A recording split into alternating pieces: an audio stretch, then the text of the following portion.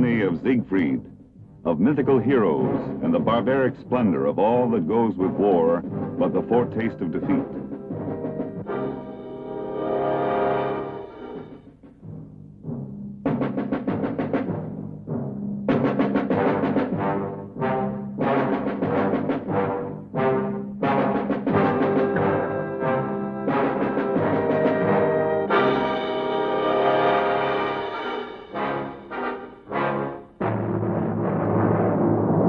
Was this myth that Hitler had given his people all that they now had left to back their pledge to him in return?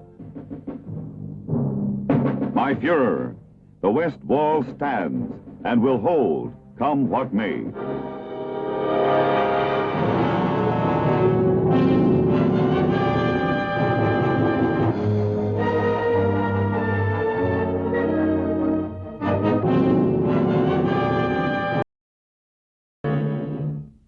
The 58th volume of the United States Army's History of World War II is entitled The Siegfried Line Campaign by Charles B. MacDonald.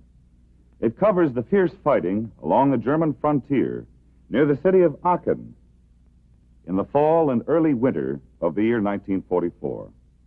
This volume was prepared by the Office of the Chief of Military History as a part of the most comprehensive historical program ever attempted by any nation. It will provide the American people with a full report of the U.S. Army's role in World War II and a permanent record of the accomplishments of the men who fought its battles. In his preface, the author says, "This period may eventually be regarded as one of the most instructive of the entire war in Europe. A company, a battalion, or regiment fighting alone and often unaided was more the rule than the exception. In nuclear war, or in so-called limited war in underdeveloped areas, of which we hear so much today, this may well be the form the fighting will assume. It has been said that those who ignore their history are condemned to repeat it. The story of the Siegfried Line campaign takes place in northern Germany. It is the story of savage combat by small units against a tenacious enemy, formidable defenses, inhospitable terrain, supply problems, and weather as hostile as any enemy threat.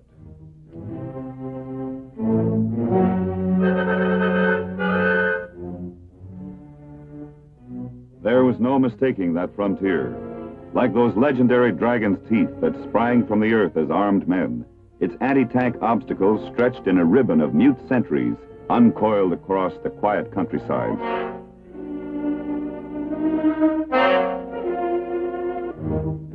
Built in the late 30s, the myth of the Third Reich was built into those dragon's teeth, drawing the face of Germany in a grimace of defiant scorn for a world at peace. Now the years of war were passing elsewhere, and the neglected line, with its empty fortifications, was becoming part of a landscape where earth and myth merged into one, as that summer now merged into fall.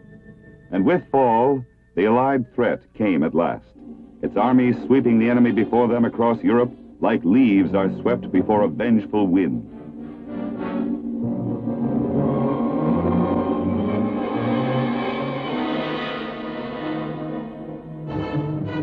But confidence, not vengeance, was what lit the faces in General Courtney Hodges' First Army. What was a myth to men who had landed at Normandy on D-Day, made the break from the beachhead, and liberated Paris? After moving at unprecedented speeds, all three corps of the First Army readied the thrust into Germany, assured that even the frontier would scarcely check the enemy's retreat before them.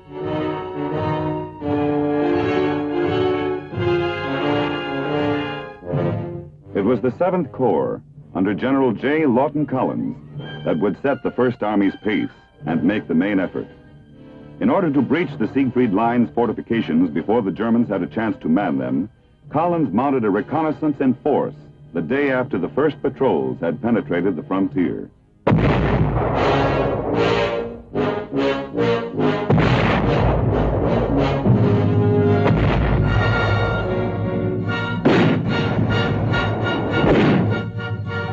To the north, With only their own tanks to cover them, they attacked across open fields where every step forward was a gamble, over roads alive with mines and villages alive with snipers.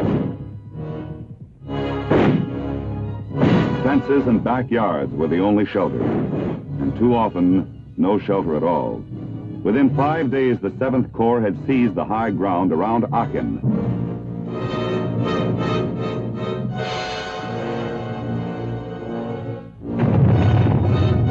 Pierced the forward band of the Siegfried Line along an 11-mile front and penetrated the heavier line of fortifications in 2 places. Now the closest enemy was delay. Every day, every hour of it, General Collins knew, must bring the Germans closer to their defenses.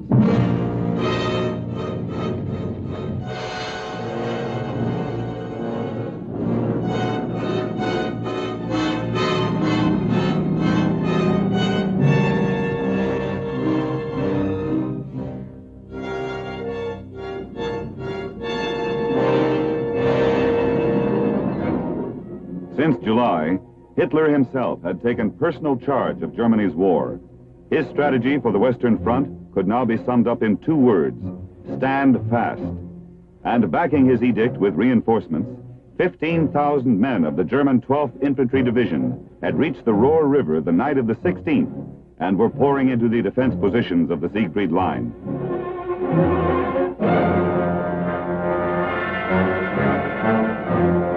They were waiting as the 7th Corps reconnaissance burst into a full-scale attack on the line's main fortifications, extending to the south into the gloom of a forest straight from the German folk tales of the Brothers Grimm, the stifling embrace of its densely interwoven trees obscuring the sky itself, the Hurtgen Forest, a name that would come to symbolize the long-drawn heartbreak and despair of war as surely as its fairy tale counterparts had enshrined the nightmares of childhood.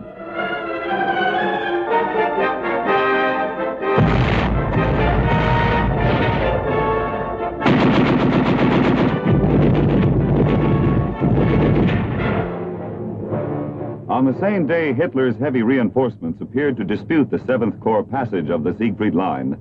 To the north, over the Netherlands, the whole sky blossomed with parachutes in the war's largest airborne assault. If the Allied Operation Market Garden had succeeded, the Siegfried Line would have been outflanked, ending the Hurtgen Forest nightmare almost as soon as it began. But the weather, combined with unexpectedly firm German resistance, to prevent the airborne troops from keeping the foothold over the Rhine that would have set the stage for the drive to Berlin.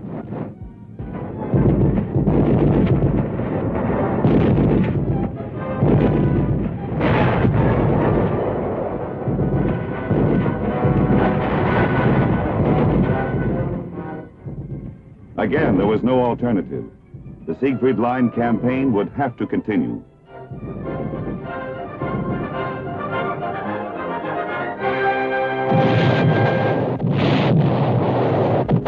From the deceptively open country and the villages to the north, down to the shadowy heart of the Hurtgen Forest itself, the foot soldiers of the 7th Corps carried their assaults.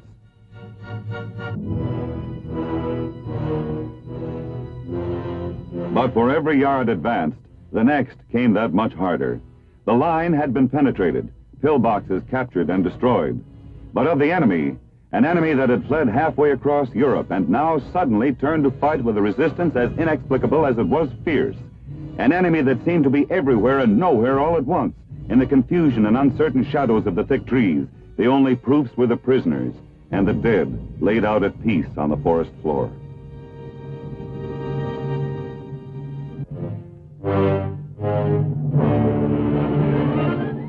"19 days had passed since General Lightning Joe Collins had pierced the first dragon teeth of the Siegfried Line. But now, as September closed around his 7th Corps and those on either side of him, the entire First Army, for the first time since the breakout at the Normandy beachhead, was stopped. November came, and with it, the staggering assault delivered by the 28th Division of General Giraud's 5th Corps. But the merciless forest absorbed that wholesale tragic heroism and asked for more.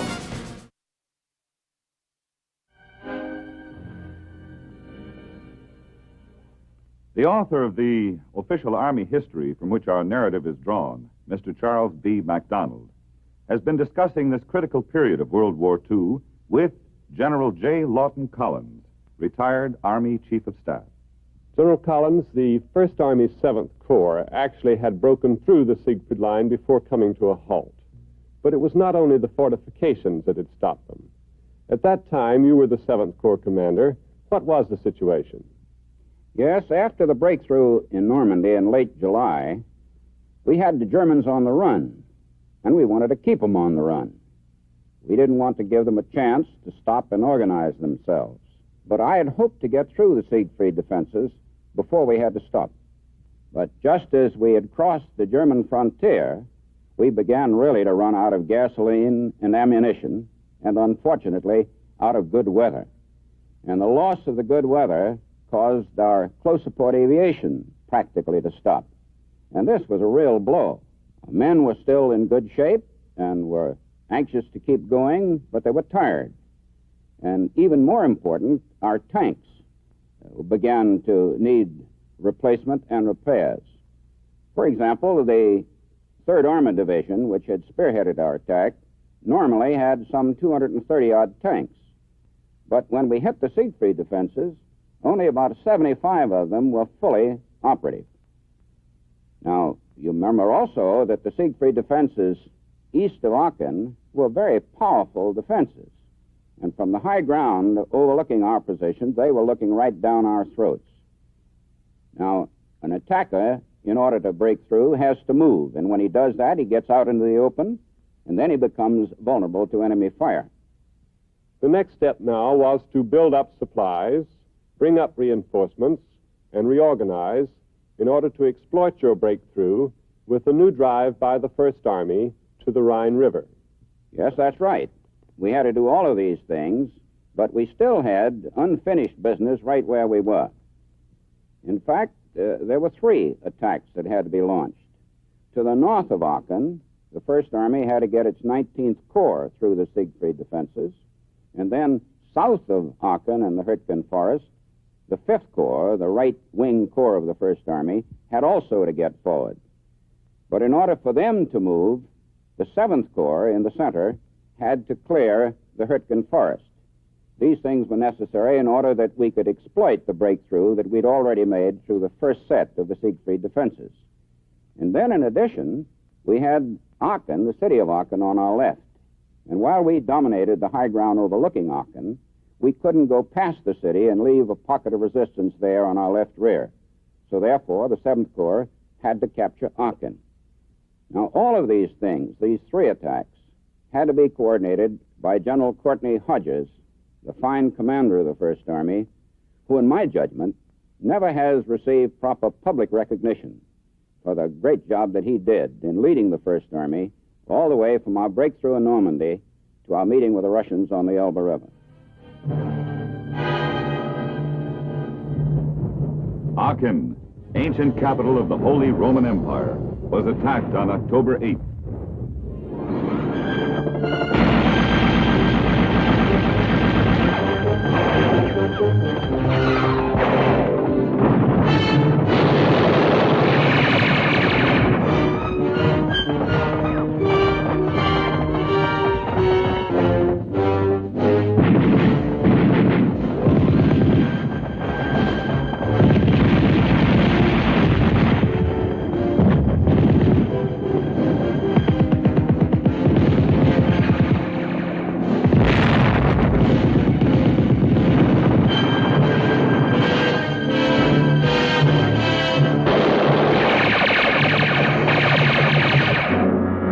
For 13 days, this shrine to Germany's resplendent history was convulsed in the tumult of modern war.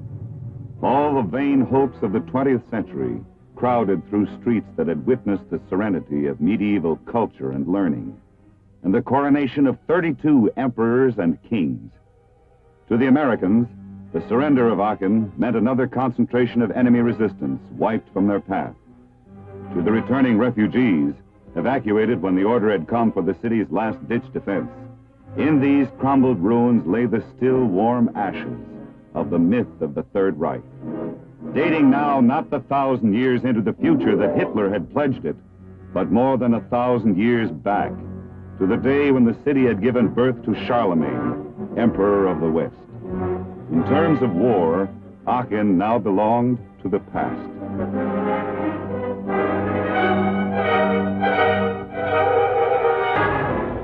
For the men of the 19th Corps north of Aachen, it was the same yard by yard, man by man struggle toward the Ruhr River and the Cologne Plain that opened to the Rhine.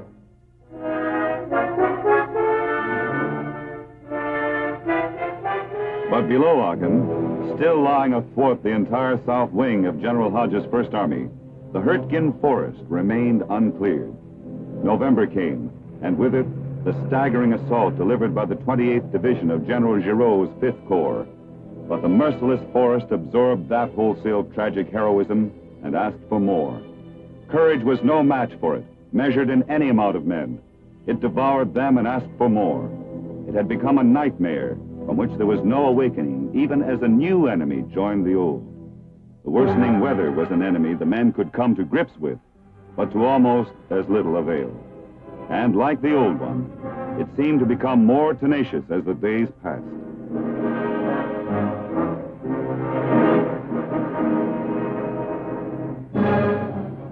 The October attack had broken into a series of minor engagements when General Eisenhower determined upon the crushing new offensive that would sweep the entire Western Front. The 9th Army, under General William H. Simpson, was moved in north of Aachen. Day after day, the weather delayed its opening blow until at last, November 16th dawned upon the heaviest air bombardment in direct support of ground troops to be launched in all of World War II. It was war. War demanding new men, new courage, and giving nothing in return, but those demands pressed harder. Hope for the sweeping success of the great November offensive had been swallowed, just as the Hurtgen Forest swallowed new reserves and asked for more. It was war that demanded casualties any way it could get them, and the winter became as vicious an enemy as any lurking behind the trees. With the British Second Army to the north, the American First and Ninth Armies were to drive for the Rhine. Again, the main effort would be made in the Aachen sector, as the most direct route to the vital Ruhr industrial area, Germany's arsenal. And there again, it would be made by the 7th Corps.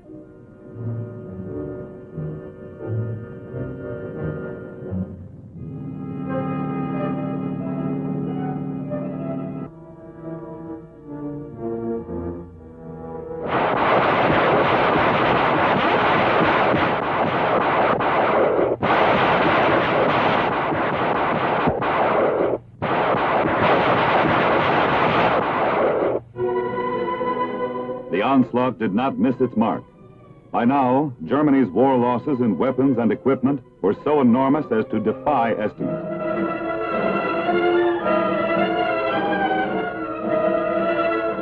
The summer months alone had taken over 1 million German casualties, and now new and uncounted numbers pressed the total to nearer 4 million since the war began.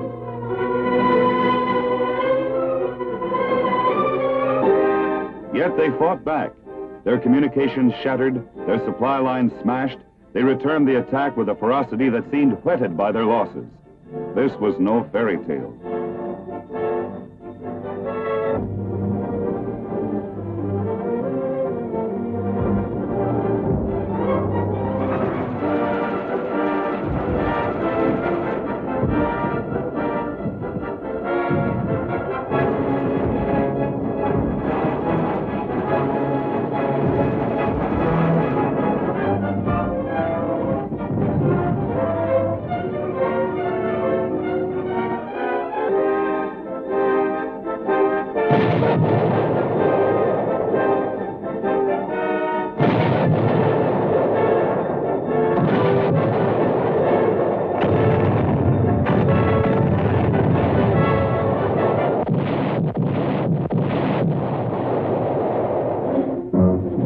This was no myth. 10,000 tons of bombs had been dropped on the German defenses, but still the Germans replied. From the Allied Supreme Command down to the exhausted GI, It had not even the fairy tale's horrifying logic. It was war. War demanding new men, new courage, and giving nothing in return, but those demands pressed harder.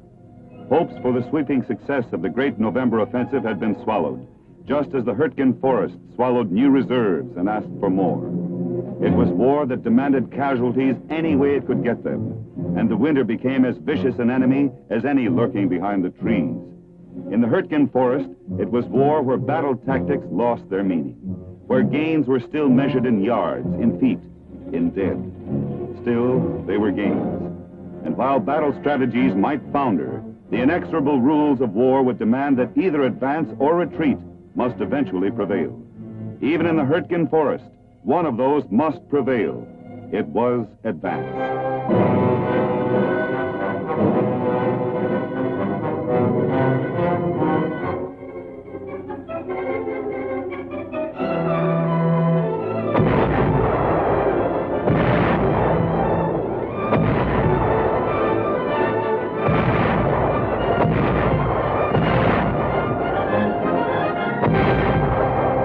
Beyond it, each unit, each man advanced on his own terms, trampling the bleak fragments of a myth that fled before every step he took forward, as though it had never existed.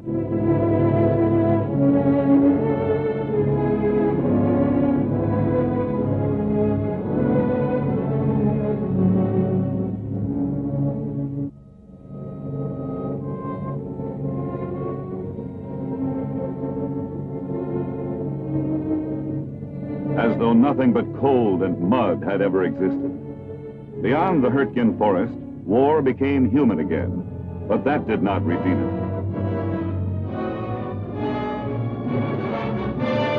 And as though there were not already enough desolation and waste and sheer loss of everything to be valued, there was always another engagement, another pocket of desperation, defending what was already lost.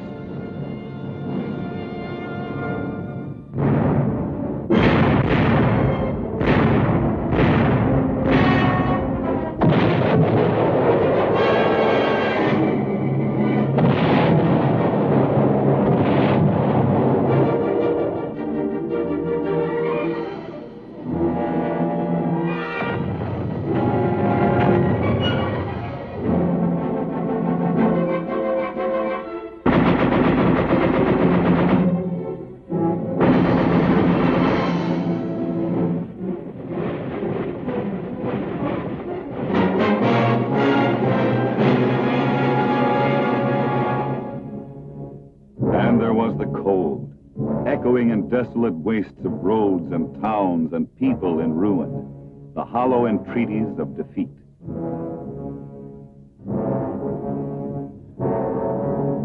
The dragon teeth, the barbed wire and hidden guns of the Siegfried Line were behind, where the Hurtgen Forest nightmare lay at last, splintered and torn open to what winter sunlight there was. 3 months had passed since the first patrols had pierced that frontier, but even now, these two American armies were barely 22 miles inside Germany. The November offensive was 3 weeks old when the 9th Army reached the Roer River, its swollen waters ready to flood the plain if either side had burst the dams hidden high in the Hurtgen Forest.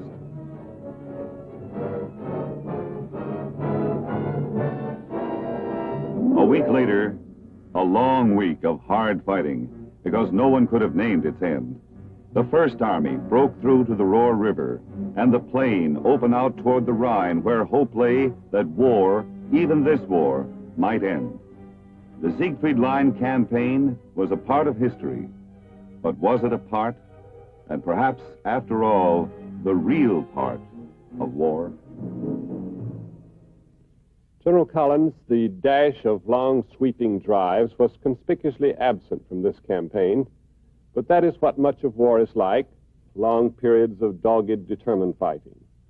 Yes, that's correct. As a matter of fact, I think the Chief of Military History has put it very well in his foreword to your book, when he says that you Germans waged the campaign described in this book, but the individual soldier pitting his courage and stamina against harsh elements as well as a stubborn enemy, emerges as the moving spirit of these armies. As a matter of fact, no part of the fighting in Europe tested the American soldier quite like the Siegfried campaign did, and the fighting in the Hürtgen Forest. The American soldier there proved that he could take some pretty hard knocks and still slug it out. And I might say that if this story lacks a smashing climax, this is because the historian, unlike the novelist, is never the master of his material. Ordinarily, of course, the campaign would have continued with a big push across the Ruhr River to the Rhine. Yes, but as a matter of fact, while we were slugging it out in the Hürtgen Forest, Hitler was planning a major counteroffensive to the south of us that he hoped would end the war. And there, about 25 miles south of Aachen, he hit a very thinly held part of our line, made a breakthrough there, and it led into what became known as the Battle of the Bulge. This goes a long way toward explaining the fierce resistance put up by the Germans on the Ruhr Plain and in the Hürtgen Forest. Looking ahead to his counteroffensive, Hitler had ordered that no Allied soldier was to be allowed to set foot beyond the Ruhr River. Yes, but fortunately, in the Battle of the Bulge, we used up all of the German reserves of men and material west of the Rhine River. And the attacks of the 1st and the 9th Armies through the Siegfried defenses prior to the Bulge had chewed up all the local reserves available. So that when we moved back north of the Bulge, to renew our attack across the Ruhr River and the Cologne Plain, things moved along very rapidly. And we soon had Cologne, as a matter of fact, within 2 weeks, and we were firmly on the Rhine, and thereby had guaranteed the ultimate success of our war in Europe.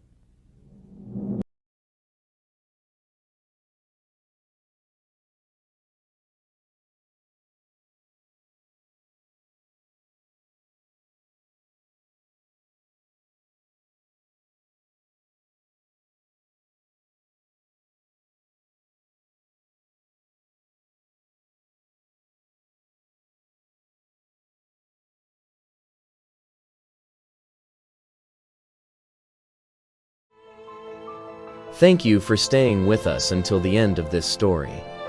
Every view, like, and comment helps this channel grow and keeps these forgotten moments of history alive. Share your thoughts below. We'd love to hear your ideas for the next battles you want us to cover. Don't forget to like, subscribe, and join us again in the next chapter of Battlecry Legends.